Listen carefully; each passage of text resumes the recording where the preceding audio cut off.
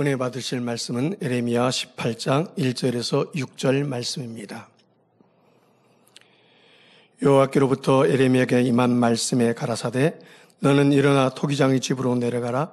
내가 거기서 내 말을 내게 들리라 하시기로 내가 토기장의 집으로 내려가 본즉 그가 농로로 일을 하는데 진흙으로 만든 그릇이 토기장의 손에서 파상하매 그가 그것으로 자기의 의견에 선한 대로 다른 그릇을 만들더라. 때 여호와의 말씀이 내게 임하니라. 가라사대 나 여호와가 이르노라. 이스라엘 족속아 이 토기장이여 하는 것 같이 내가 능히 너희에 행하지 못하겠느냐. 이스라엘 족속아 진흙이 토기장의 손에 있음 같이 너희가 내 손에 있느니라. 아멘. 금빛 성가대 찬양과 연주 후 연합성결신학교 교장이신 문시정 목사님께서 토기장의 마음 제목으로 말씀 증거해 주시겠습니다.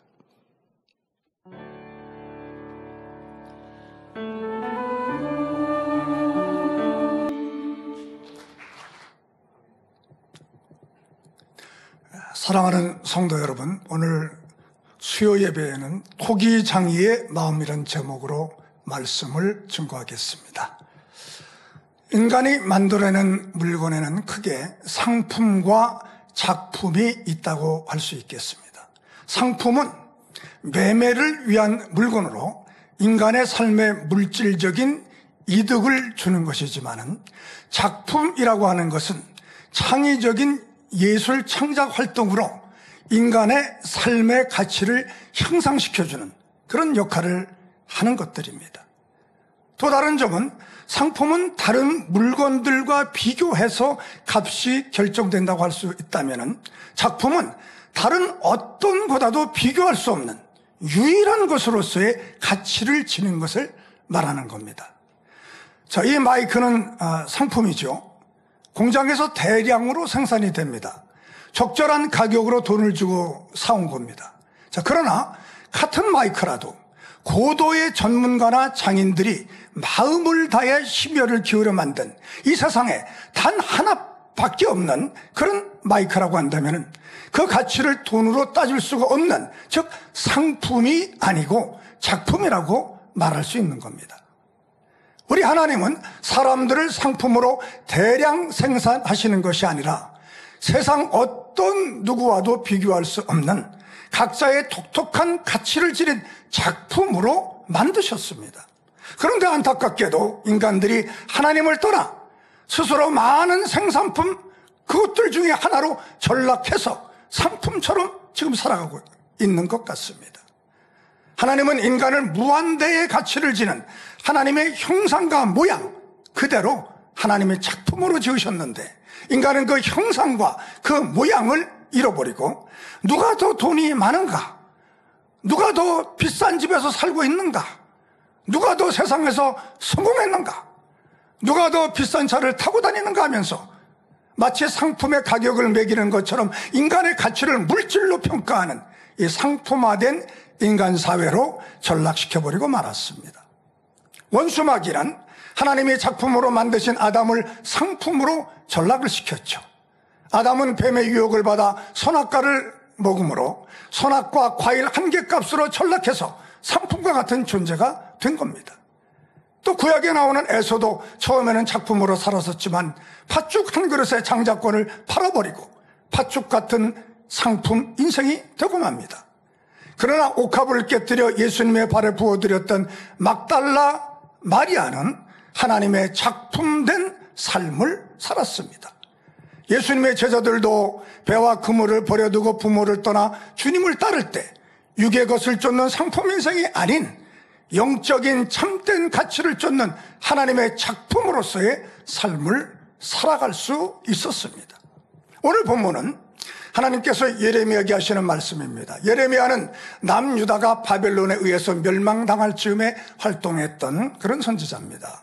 예레미야는 남유다가 우상숭배와 그 외 여러 가지 죄로 인해서 바벨론에게 반드시 멸망당할 것이고 백성들은 바벨론으로 포로로 잡혀가게 될 것이라고 예언을 합니다. 이렇게 자기 자신의 조국의 멸망을 예언하는 예레미야 자신도 괴롭기가 한이 없었을 겁니다.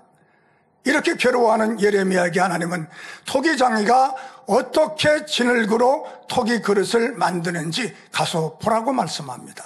그래서 본문 3절 4절에 보면 내가 토기장이의 집에 내려가서 본즉 그가 농로로 일을 하는데 진흙으로 만든 그릇이 토기장이의 손에서 파상하며 그가 그것으로 자기 의견에 선한 대로 다른 그릇을 만들더라 말씀합니다.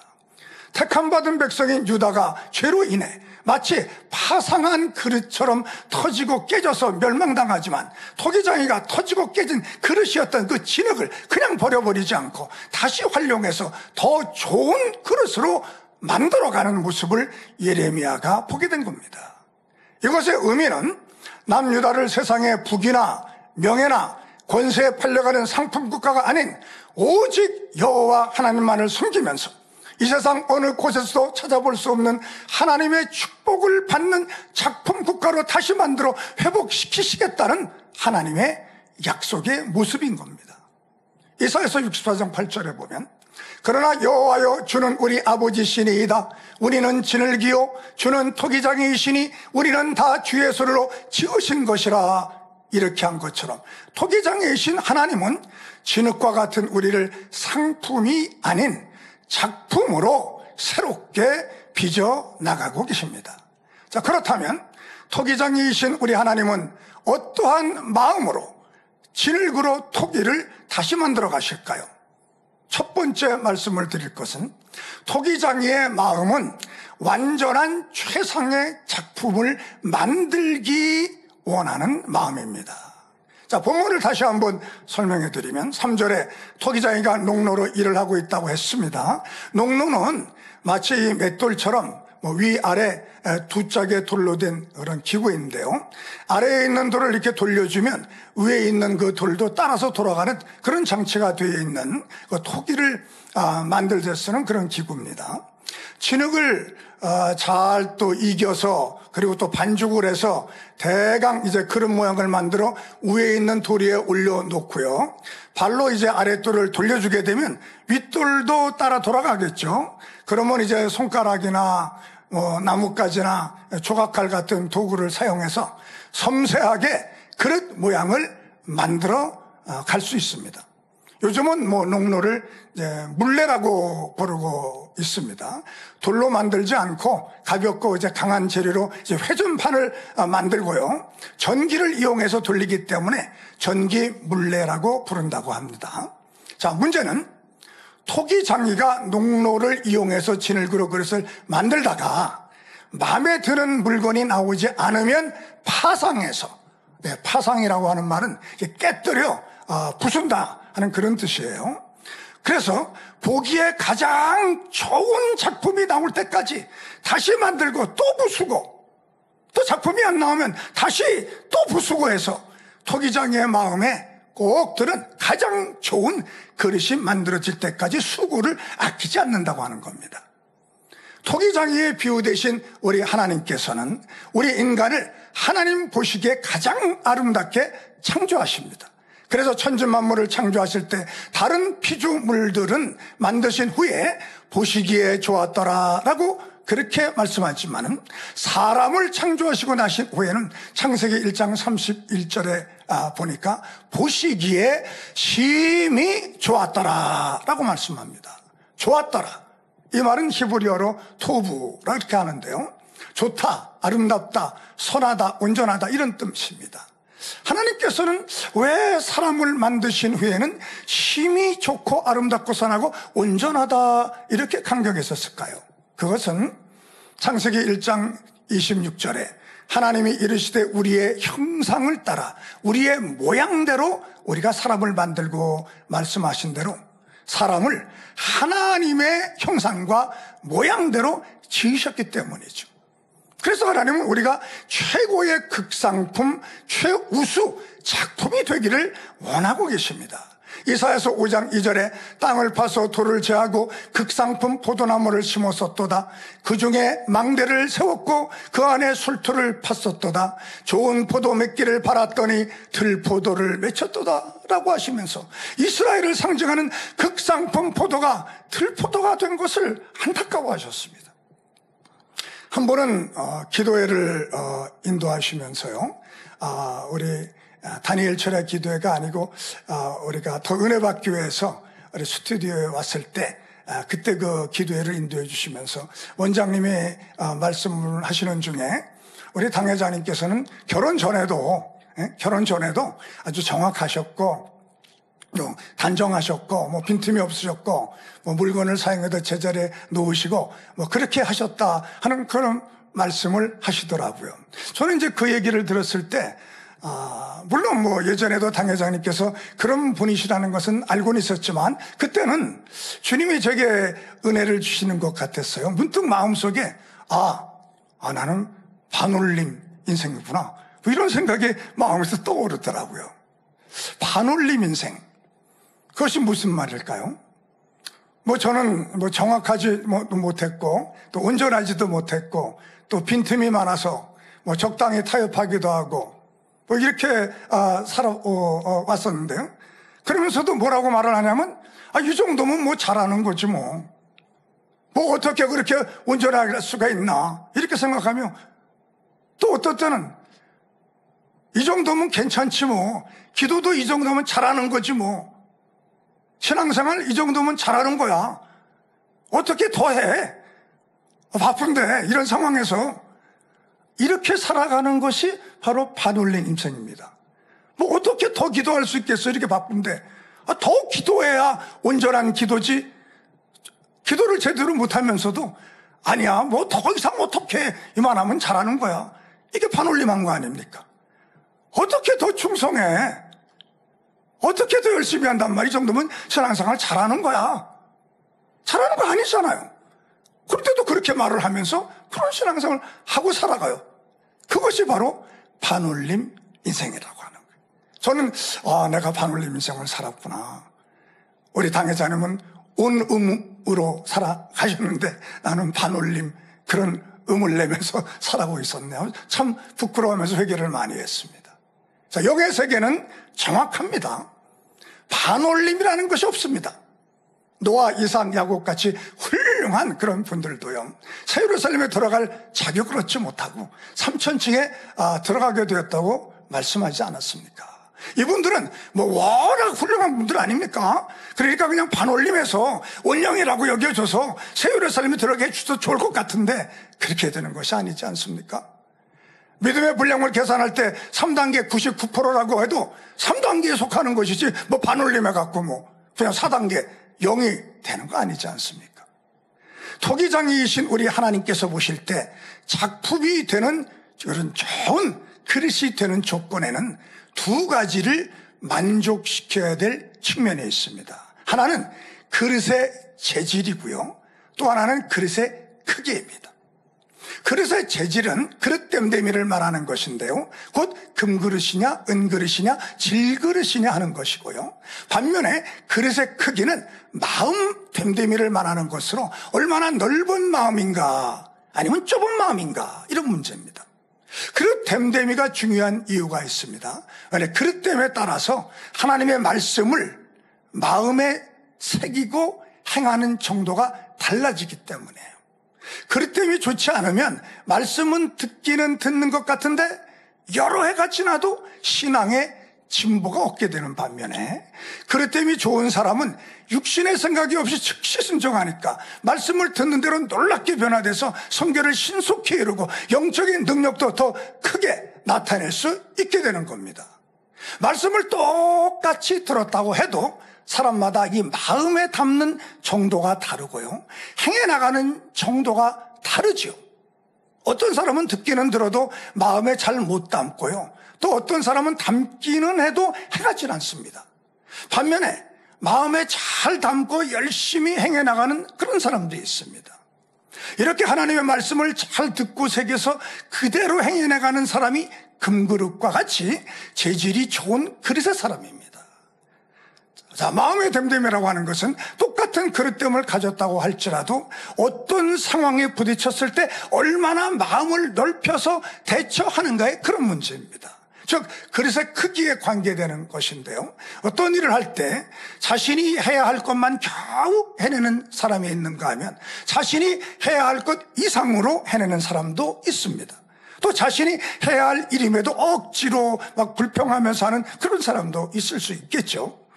하나님은 자신의 일 이상의 것을 감당하되 기쁜 마음으로, 감사하는 마음으로 일을 하는 마음 됨됨이가 좋은 사람을 기뻐하시며 크게 축복하시고 사용하시는 겁니다.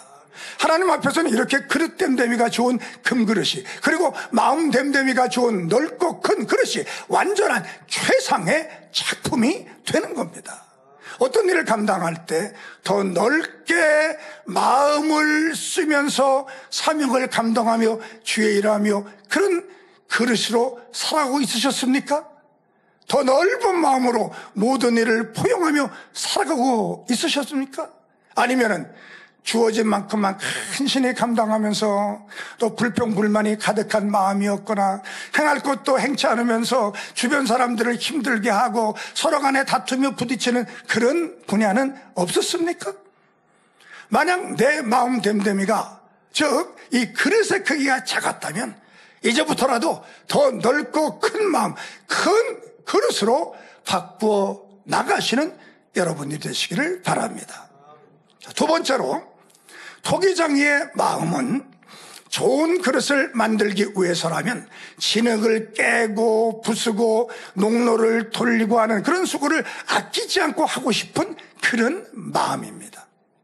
토기장이는 토기 그릇을 만드는 농로 앞에 앉아 가장 아름다운 작품이 나올 때까지 잘못된 그릇을 파상해서 깨기도 하고 부수기도 하고 또 농로를 돌려서 손가락이나 도구를 이용해서 깎고 베고 떼어내고 다듬고 붙이는 수고를 아끼질 않습니다. 진흙 입장에서 보면 깨어지고 부서지고 깎여나가고 펴나가는 것이 연단이요 환난이요 시련이 될 겁니다. 그럼에도 토기장이는 열심히 땀을 흘려가면서 오직 마음에 드는 작품이 나올 것을 기대하며 온갖 수고를 아끼지 않고 기쁨으로 마음을 다해서 일을 하는 겁니다. 제가 고등학교 다닐 때 미술 선생님이 계셨는데요. 홍종명 선생님이라고 하시는데요.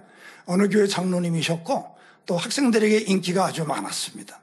지금은 이제 그 제도가 없지만요. 한때 유능한 미술인의 길을 열어주려고 국선 작가라는 제도가 있었거든요. 대한민국 미술대전이라는 그런 미술대회 출품을 해서 입선을 하게 되면 실력을 인정받아서 이제 국선 작가가 되는 그런 것이죠. 우리 홍 선생님도 바로 그런 국선 작가셨습니다. 자, 그런데 꽤 오래전에 우리 저의 고교 동창들을 만나는 때가 있었었는데 그때 이제 들은 얘기입니다. 홍 선생님은 나중에 어느 전문대학 교수로 자리를 옮기셨는데요. 이제 그때 있었던 그 일화를 제가 듣게 됐었습니다. 교수님이 이제 작품 전시회를 하셨는데 작품 전시회를 하게 되면 전시하고 있는 그 작품들을 이렇게 팔기도 하지 않습니까? 근데 어떤 그 젊은 외국인이 이제 전시회를 관람하러 왔다가 그림이 좋으니까 어느 이제 한 작품을 구입하기를 원했답니다. 그런데 어디서 듣고 왔는지는 모르지만 한국에 가면 무조건 물건값을 깎아야 된다. 이런 생각에 그러더라는 거예요. 깎아주세요! 깎아주세요! 나무 앞에 쌉니다! 막 이렇게 하더라는 거예요. 그러니까 조교가 그 얘기를 듣고 이제 사무실에 와가지고 교수님, 외국 젊은 손님이 이 그림을 사려고 하는데 깎아달라고 합니다. 이렇게 말씀을 드리니까 가만히 그 말을 듣고 계시던 이 교수님이 서랍에서 이제 서랍을 열고 과도, 칼을 찾아 들고서는 나가시더랍니다. 조교들은 당황해서 아니 사과를 깎아달라는 것도 아닌데 왜 칼을 들고 나가시지? 이거 우아했다고 합니다.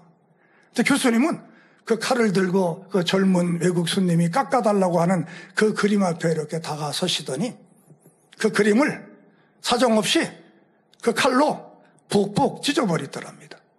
그 돌발 행동에 조교들도 놀라고 그 외국인도 물론 놀라고 거기 왔던 다른 선진도 깜짝 놀랐을 뿐이 없지 않았겠습니까? 아니 왜 이렇게 좋은 그림인데 가격도 꽤 비싼 그림인데 칼로 이렇게 찢어버리다니요? 왜 그랬어요 교수님? 이렇게 하니까 이렇게 답변을 하시더랍니다. 저 손님이 이 그림의 값을 깎아달라고 하는 것은 이 그림을 더 이상 작품으로 본 것이 아니고 상품으로 본 것이기에 찢었습니다. 나는 작품을 그리는 사람이지 상품을 만드는 사람이 아닙니다. 이렇게 말씀하시더라는 겁니다. 그때 그런 이야기를 나누던 우리 고교 동창들끼리 이구동성으로 와, 정말 홍 선생님답다, 이렇게 서로 말을 했던 기억이 납니다. 토기장이는 정말 더 좋은 그릇을 만들 수 있다면 깨고 부스러뜨리기를 주저하지 않습니다. 아깝다고 못 깨뜨리고 덧붙여서 고쳐서 쓰지 뭐 하면서 망설이지 않습니다. 토기장이가 질그러 토기, 항아리 등을 만들 때 상품으로 만들었다면 뭐 조금 흠이 있어도 뭐 값을 조금 적게 받으면 되겠지, 그렇게 하면서 깨버리지는 않을 겁니다. 그러나 작품으로 만들었는데 작품의 완성도가 떨어져서 주인의 마음에 들지 않는다면 과감하게 부숴버립니다.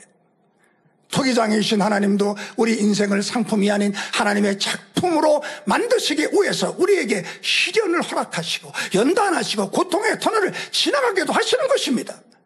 오늘 말씀을 듣는 여러분에게도 깨어지는 고통이 있습니까? 부서지는 아픔이 있습니까? 깎여나가고 찢겨나가는 시련과 연단이 있습니까? 그 모든 시간이 하나님께서 여러분을 가장 아름다운 그릇으로 만들어가는 시간이요, 과정이요, 하나님의 자비로운 손길이요, 정성이요, 은혜요, 사랑이라는 것을 믿으시길 바랍니다. 농로를 돌리고 돌리면 그 위에 놓인 진흙이 또 얼마나 어지럽겠습니까? 농로의 회전판이 막 빙글빙글 돕니다. 토기장이의 손가락이나 나무 조각 아니면 조각칼로 진흙이 깎여 나가고 펴 나가고 잘려 나갑니다. 아픕니다. 괴롭습니다. 그런데 이 모든 것이 더 좋은 그릇으로 만들어지는 과정입니다. 아프고 괴롭다고 농로에서 뛰어내려서는 안 됩니다. 도망가서도 안 됩니다. 아무리 내 마음에 들지 않는 힘들고 어려운 상황이라 할지라도 하나님께서 위로부터 주신 영적 믿음을 가지고 웃으며 기뻐하며 감사하며 소망 가운데 기도하며 하나님의 멋진 작품으로 나올 것을 소망하며 이 모든 과정을 통과하셔야만 합니다. 히브리서 12장 5절에서 7절까지에 또 아들들에게 권하는 것 같이 너에게 권면하신 말씀을 잊었도다. 일러스되 내 아들아, 주의 징계하심을 경히 여기지 말며 그에게 꾸지람을 받을 때 낙심하지 말라. 주께서 그 사랑하시는 자를 징계하시고 그의 받으시는 아들마다 채찍질 하심이라 하였으니 너희가 참으면 징계를 받기 위함이라. 하나님이 아들과 같이 너희를 대우하시나니 어찌 아비가 징계하지 않는 아들이 있으리요라고 말씀했습니다. 여기에 징계라는 말이 많이 나오고 있는데요, 이 징계라는 말의 원어를 좀 찾아보니까요, 헬라어로 파이데이아라고 되어 있어요. 이것은 사실 징벌, 책벌이라고 한 뜻보다는 훈련, 훈계의 뜻으로 사랑이 많은 아버지의 마음으로 훈계하며 교육한다는 그런 의미입니다. 영어 성경에는 이제 디스플린 뭐 이렇게 되어 있는데요, 우리말처럼 이 뜻이 징계, 징벌의 성격보다는 규율, 훈육의 뜻이 강한 말입니다. 그래서 여기에서 이제 disciple이라는 말은 이제 제자라는 말인데요, 이 제자라는 말이 여기서 나온 거예요. 다시 말하면 규율을 정해서 훈육하고 사랑으로 교육해서 제자를 만들어내려고 하는 것이 바로 징계, 파이데야라는 말의 원래의 뜻이 되는 겁니다. 고린도후서 4장 7절에 우리가 이 보배를 질그릇에 가졌으니 이는 심히 큰 능력이 하나님께 있고 라고 말씀하신 것처럼 우리 인간은 하나님께서 흙으로 만드신 질그릇입니다. 이 설교를 준비하다 보니 저도 하나님의 질그릇으로 폭삭 깨어졌던 때가 기억이 났습니다. 저는 대학에서 ROTC 훈련을 받고요, 장교로 군대에 들어가게 되었습니다. 자, 그런데 그만 그 젊은 날에 이제 피를 토하고 이제 군 병원에 이제 입원을 하게 되었죠. 뭐 쉽게 뭐 젊었으니까 나을 줄 알았었는데, 병이 거의 1년 동안, 세월만 흐르고 차도가 없더라고요. 폐결핵으로 입원을 했었는데 나중에는 뭐 폐농양, 뭐 기관지 확장증, 뭐 합병증이 생겼다 하기도 하고 나중엔 뭐 폐암이 아닌가 의심도 된다고 그러고 말이 많더라고요. 어쨌든 군병원에서는 더 이상 치료가 불가능하다고 해가지고 결국 이제 의병 제대를 하게 됐습니다. 뭐 앞이 캄캄했었죠. 병원에서 고치지 못한다니 평생 이렇게 병을 가지고 허약한 몸으로 살아야 한단 말인가 하는 그런 걱정도 들었고요. 그런데 그때가 나라고 하는 질그릇이 깨어지고 부서지는 순간이었습니다. 그때는 암담하고 답답했지만 지금 생각하니 토기장이신 하나님께서 저를 더 좋은 그릇으로 새롭게 만드시기 위해서 사랑의 징계를 하는 순간이었습니다. 저는 하나님께 나아가 금식하며 부르짖어 기도해서 치료 응답을 받았습니다. 그런데 단순히 치료만 해주신 것이 아니고 먼저 주의 종이 되라고 하는 사명을 주셨습니다. 저는 뭐 주의 종이 되라는 사명을 받았지만 이제 건강을 회복하다 보니까 일단 그때 당시 이제 LG 그룹 이제 회사에 취직을 했습니다. 그 당시 뭐 우리나라가 굉장한 불경기 때였는데요. 저는 이제 의병제대를 하고 병고침을 받고 하느라고 뭐 취직시험 공부할 틈도 없었고 그런데도 뭐 다행히 하나님의 도움으로 이제 입사시험에 합격을 하게 됐어요. 그런데 최근에 이제 그때 일을 되돌아보면서 생각해 보니 놀라운 것을 내가 발견할 수 있었습니다. 그것은 나라는 그릇이 폭삭 깨어진 후 주의 종이 되라는 말씀에 아멘하고 순종해서 새로운 그릇이 됐을 때 하나님께서는 예상치 못한 축복으로 저와 함께 하셨음을 발견하게 된 겁니다. 제가 이제 회사에 들어가 보니까요. 군병원 생활을 1년 한 후 더 이상 뭐 군대 생활을 못하고 의병제대를 한 후에 입사를 했으니까요. 저는 대학 1년 선배들과 같이 입사를 하게 됐고 저의 대학 동기들은 아직도 군 생활을 하고 있었던 그때입니다. 하나님의 축복이 놀랍지 않습니까? 잘못하면 병 때문에 평생 동기들보다 뒤처져야 되는 삶을 살아야 됐었는데 세상 방법이 아닌 하나님의 방법으로 믿음으로 치료를 받으니 오히려 동기들보다 제가 1년 더 빨리 사회에 진출하게 된 겁니다. 그 회사에서 동기들보다 뭐 1년 빨리 과장도 되고 부장도 되고 임무도 될 수 있는 그런 여건이 만들어졌으니까 그 얼마나 큰 축복입니까? 들어갈 때부터 입사할 때부터 1년 빨리 들어간다니까 앞서가니까 이거 굉장히 빠르다고 볼 수 있지 않겠습니까? 물론 저를 치료해 주신 하나님과 이제 거룩한 약속을 제가 했기 때문에 얼마 뒤에 이제 회사에 사표를 내고 신학교에 입학하고 주의 종이 돼서 하나님의 인도하심으로 만민재단에서 이제는 주의 종의 사명을 감당하고 있는 것이죠. 젊은 날 세상을 동경하며 죄악에 물들었던 검고 거친 질그릇이었던 저를 하나님은 사랑하셔서 그냥 보고만 계시지 않으시고 깨뜨리고 부서뜨려 주의 종이라는 새로운 좋은 그릇으로 만들어 주셨습니다. 그러나 하나님은 그것으로 또 그치지 않으시고 저를 더 좋은 그릇으로 만드시기 위해서 이제 당회장님을 만나게 하셔서 저를 향한 인생의 농로를 열심히 돌리시면서 사랑의 손길로 연단하시고 감당할 만한 시련의 칼날로 깎아내시고 떼어내시고 부족한 부분은 다듬어 주시고 진흙을 덧붙여 주시며 자랑스러운 하나님의 작품으로 만들어 가고 계십니다. 제가 LG 회사에 계속 근무했다라면 이제는 벌써 퇴직했겠지만은요. 제 대학 동창들처럼 저도 그럴듯한 아파트도 있을 것이고 좋은 차도 타고 다닐 것이고 퇴직금도 두둑히 어느 정도 받아서 살아가고 있지 않겠습니까? 그렇지만 하나님의 부르심을 떠나 그렇게 살았다면 저는 하나의 상품 인생이 되었을 겁니다. 그러나 지금은 하나님의 사랑의 손길에 의해 만들어져서 하나님의 좋은 작품이 되어가고 있으니 이 얼마나 행복하고도 복된 일입니까? 사랑하는 성도 여러분, 환난이, 연단이, 시련이 있으십니까? 깨어지고 무너지는 아픔이 있으십니까? 여러분이 하나님의 좋은 작품으로 만들어가는 과정인 것입니다.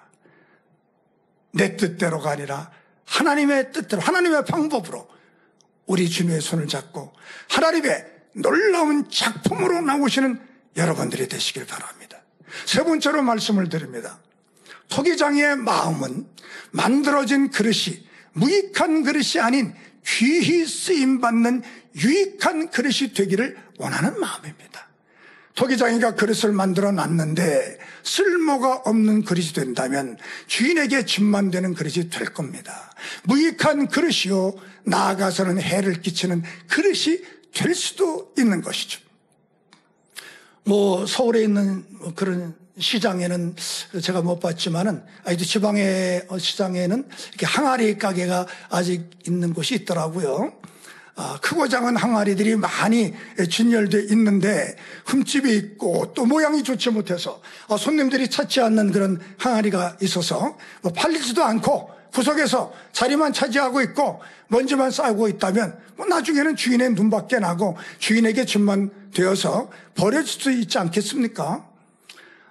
옛날 어릴 때 저는 서울 신길동에서 살았었는데요. 서울이라고 해도 그때는 지금의 시골과 별반 다른 것 같지 않았습니다. 조그마한 흙마당이 있는데 그 벽 쪽으로 시멘트 이렇게 단을 쌓아놓고요. 거기 장독대가 있었어요. 큰 항아리, 작은 항아리 이렇게 쭉 놓여져 있었던 기억이 납니다. 근데 그 구석에 그냥 버려진 조그만 항아리가 하나 있었거든요. 별 쓸모가 없었는지 아무것도 담겨 있지 않고 그냥 구석에 놓여 있었거든요. 동생들과 장난을 또 많이 치지 않습니까? 어릴 때? 그 옛날에는 놀이터가 따로 있는 게 아니니까 집안에서 치기 장난도 하고 소리 지르면서 장난을 많이 쳤는데요. 그 장독대에 올라갔다 항아리 사이로 막 도망가기도 하고 이렇게 하다가 그만 가장자리에 있는 그 자그마한 항아리를 건드려가지고 툭 떨어지니까 쨍그랑 이렇게 소리가 나서 깨져버렸죠. 방에 계시던 어머니께서 무슨 일이냐? 이러면서 놀라서 나오시는 거예요. 그래서 저는 이거 항아리를 깨뜨렸으니 어머니에게 혼나겠구나 하고 기어 들어가는 목소리로 엄마 죄송해요. 장난치면서 그냥 놀다가 항아리 깨졌어요. 이렇게 하니까 어머니는 의외로 그거 걔도 괜찮다. 안 쓰는 거다. 그러지 않아도 버리려고 했어. 너 어디 다친 데는 없니? 이런 기억이 납니다. 쓸모없는 거, 무익한 것은 버려지게 됩니다. 우리는 하나님의 나라와 그 영광을 위해서 무익한 자가 아니라 유익한 자가 되어야 됩니다. 우리는 교회를 위해서 무익한 자가 아니라 유익한 자가 되어야 됩니다. 빌레몬서 1장 11절에 보니까 그가, 여기서는 오네시모죠. 그는 오네시모가 전에는 네게 무익하였으나, 여기서 네게는 빌레몬을 말해요. 오네시모가 전에는 빌레몬에게 무익하였으나 이제는 나와 네게, 여기서 나는 사도 바울이고요, 나와 빌레몬에게 유익함으로 라는 이런 말씀이 있습니다. 자, 빌레몬서는 사도 바울이 빌레몬에게 쓴 편지인데요, 내용은 이렇습니다. 이제 골로새라고 하는 도시에 아주 부유하면서 부자하고 또 유력한 지위가 있는 그 온 가족이 예수님을 믿었던 이제 빌레몬이라고 하는 그런 훌륭한 분이 있었습니다. 자기 집을 내놓아서 골로새 교회를 삼았죠. 에게 이제 많은 종들이 있었는데요. 이제 오네시모라고 이름하는 그 노예가 또 있었습니다. 근데 이 노예가 주인인 빌레몬에게 아주 물질적인 피해를 많이 입히고 도망을 쳐서 로마까지 갔었는데, 거기에서 노예가 로마에서 그냥 왔다 갔다 하니까 로마 군인들한테 붙잡혀서 이제 감옥에 들어가게 된 거죠. 그때 마침 로마 감옥에 사도 바울도 있었는데 거기에서 복음을 듣습니다. 그래서 예수님을 영접하고 변화돼서 바울의 훌륭한 조력자가 됩니다. 주인에게 해를 끼치고 도망쳤던 노예로서 아주 무익한 자요, 해악을 끼치는 자였지만은 이제는 예수님을 영접하고 변화돼서 하나님의 나라를 위해서 복음을 전파하는 데 있어서 꼭 필요한 유익한 자가 되었습니다. 그래서 사도 바울이 빌레몬에게 이제 편지를 보내면서 오네시모를 이제는 노예가 아닌 형제로, 그리스도 안에서 형제로 받아들여달라고 이렇게 권면하면서 이 편지를 쓴 것이 빌레몬서입니다. 기독교 역사를 살펴보면요, 오네시모는 나중에 초대교회의 일꾼이 되었을 뿐 아니라 후에는 에베소 교회의 감독이 되어서 초대교회 확장에 크게 기여하는 그런 큰 인물이 됩니다. 이렇게 오네시모를 변화시킨 사도 바울도 사실은 처음에는 무익한 자가 되도 못해 그리스도인들에게 해를 끼치는 해악한 그릇이었었죠. 그러나 다메섹 도상에서 예수님을 만나 복사 깨어져서 새로운 그릇이 되었고, 주님을 만나 새 그릇이 된 후에도 고린도후서 11장 23절에서 27절에 기록되어 있는 것처럼 이 시련과 연단과 핍박이 끊임없이 밀려오는 거센 파도처럼 다가왔지만, 바울은 이 모든 것을 기쁨과 감사로 받아들이면서 권능으로 복음을 이방인에 전파하며 신학성경 13권을 쓰는 등 기독교의 세계화와 하나님 나라 확장에 없어서는 안 될 꼭 필요한 유익한 자가 되었던 겁니다. 수많은 깨어짐의 시련과 부서지는 연단 속에서도 그 모든 것을 기쁨과 감사로 받아서 좋은 그릇됨 됨이, 즉 모든 일에 예하고 아니오가 없는 금그릇이 되었고, 마음 됨됨이가 넓은 그릇이 되어서 자신이 처한 환경 속에서 매 순간 하나님 앞에 최선을 다했기 때문에 하나님께 크게 쓰임받는 무익한 자가 아니요 유익한 자가 될 수 있었던 겁니다. 유익한 자가 되는 것이 어려운 일인 아니라고 생각됩니다. 성결의 복음을 전하고 권능을 사모하여 부르짖어 기도하고 용서하고 이해하며 서로 사랑하고 섬기면서 사명을 기쁨으로 감당하고 열매를 맺으며 살아가면 하나님 나라에 또 교회에 유익한 자가 되는 겁니다. 기도도 안 하죠. 순종도 안 하고 교회 행사에도 참여도 또 안 하죠. 감사도 없고 기쁨도 없으면 무익한 자가 되는 것이죠. 매사에 불평하고 반대하고 자기 생각만 옳다고 하고 하나 되지 못하고 화평하지 못하고 남 탓만 하고 육신의 생각만 발동하면 해악한 자가 되는 겁니다. 잠언서 25장 13절에 충성된 사자는 그를 보낸 이에게 마치 추수하는 날의 얼음 냉수 같아서 너희 그 주인의 마음을 시원케 하느니라 했습니다. 사랑하는 만민의 성도 여러분들이요, 우리는 무더운 여름날 하나님의 마음을, 주님의 마음을 시원케 해드리는 하나님의 나라와 교회에 유익한 자가 되십시다. 우리 모두 세상을 바라보는 상품 인생이 아니라 어저속히 성결을 이루어 당회장님의 마음을, 주님의 마음을, 아버지 하나님의 마음을 시원케 해드리는 그런 하나님의 작품이 되십시다. 우리나라 고려시대, 조선시대 아주 값진 토기 작품들이 많이 있지 않았습니까? 고려 정자, 상감 정자, 백자 이런 명품들이죠.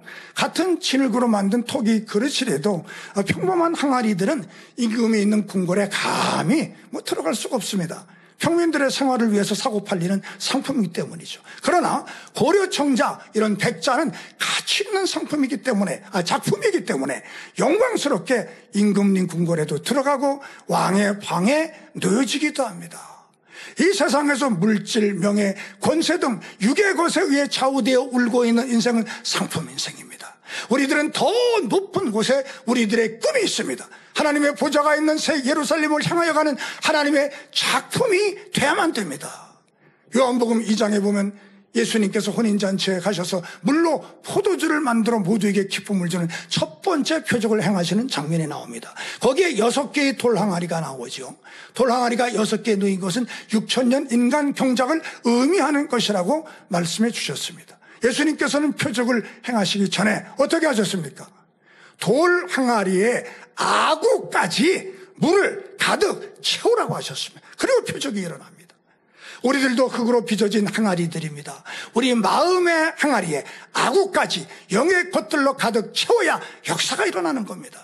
영적인 사랑으로 가득 채워서 영적으로는 사랑으로 충만하셔야 되고, 성령으로 가득 채워야 됩니다. 성령 충만하셔야 됩니다. 말씀으로 가득 채워야 됩니다. 말씀 충만해야 됩니다. 불같은 기도로 가득 채워야 됩니다. 기도 충만해야 됩니다. 은혜와 진로, 감사로 가득 채워야만 됩니다.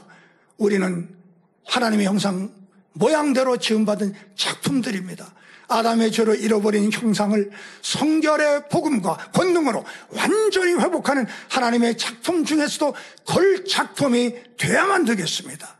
처음 아담을 만드시고 보시기에 심히 좋았더라 하셨던 것 이상으로 우리 만민을 보시고, 여러분 한 분 한 분을 보시고 보시기에 심히 좋다 하시는 최고의 작품, 최고의 걸 작품들이 다 되시기를 주님의 이름으로 간절히 기원해 드립니다. 다 같이 말씀을 상고하면서 기도하겠습니다. 아버지 하나님, 크신 은혜와 사랑에 감사를 드립니다. 토기장이신 우리 아버지 하나님의 마음은 완전한 최상의 그릇을 만들기 원하는 마음이 있습니다. 좋은 그릇을 만들기 위해서 깨고 부수고 다듬고 농로를 돌리는 수고를 아끼지 않고 계시는 아버지십니다. 만들어진 그릇이 유익한 그릇, 하나님의 나라와 교회를 위해서 유익한 그릇이 되기를 원하시는 아버지의 마음을 알고 우리 모두 최고의 작품이요 유익한 그릇 되게 축복하여 주옵소서. 감사를 드리며 예수 그리스도의 이름으로 기도하옵나이다. 아멘.